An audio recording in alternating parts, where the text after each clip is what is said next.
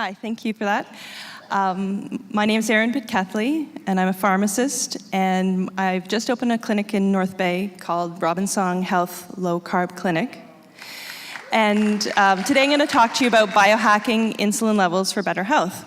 So as a pharmacist over the last 20 years, I just became frustrated with people getting sicker and sicker instead of getting better, and me giving them more and more pills. So I wanted to look at what the root of many of the problems was, and it turns out it's insulin.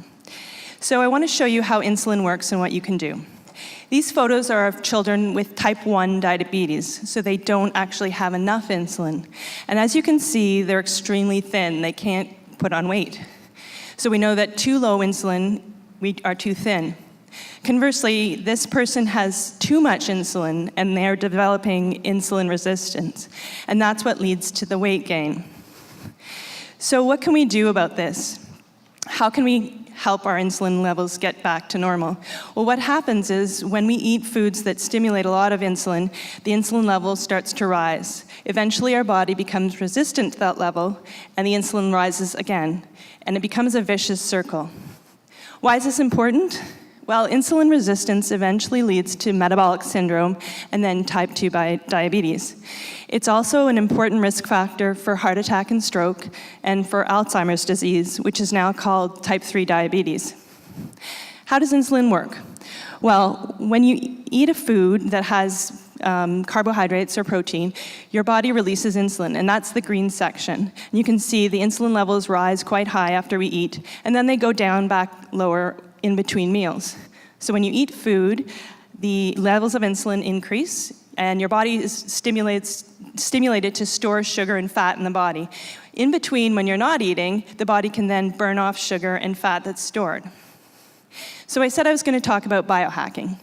Biohacking is making changes to your lifestyle in order to hack your body's biology to feel your best. So how can we hack our insulin system?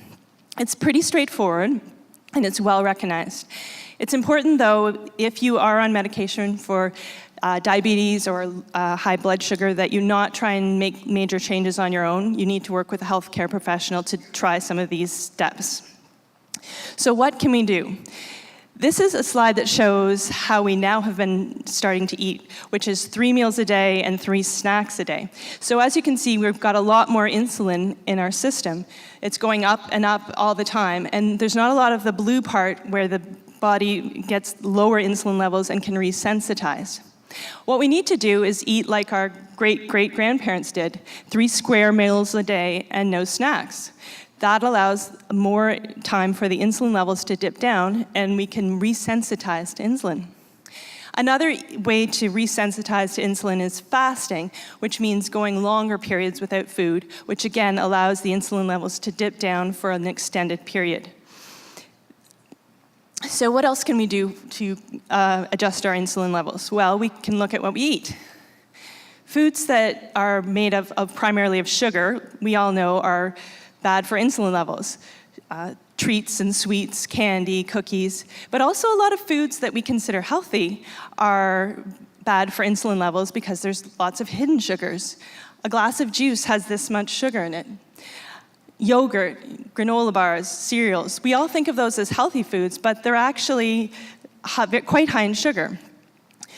Then we come to foods like this, which are the complex carbohydrates, starches, rice, pasta, bread. These are all broken down in the body into small sugar molecules, which then again stimulates insulin. These are the foods that I recommend people eat more of when they come to my clinic, especially the foods at the bottom of the slide. Things like fresh meats, vegetables, especially those that are grown above ground, and healthy fats like olive oil, avocados, nuts, butter. These are all foods that are less likely to stimulate insulin. So if we start eating more of these foods, our insulin levels start to drop. This results in less insulin resistance. Other factors such as sleep, stress, and exercise are also very important for insulin levels. So getting those under control, having enough sleep, lowering our stress, and exercising regularly will increase our insulin sensitivity. So in summary, to move from high insulin levels to low insulin levels and help prevent some of the diseases I mentioned at the beginning, we want to look at low-carb diets, look at how often we're eating. Intermittent fasting could be an option. Exercise, stress, and sleep are all part of the solution. Thanks very much.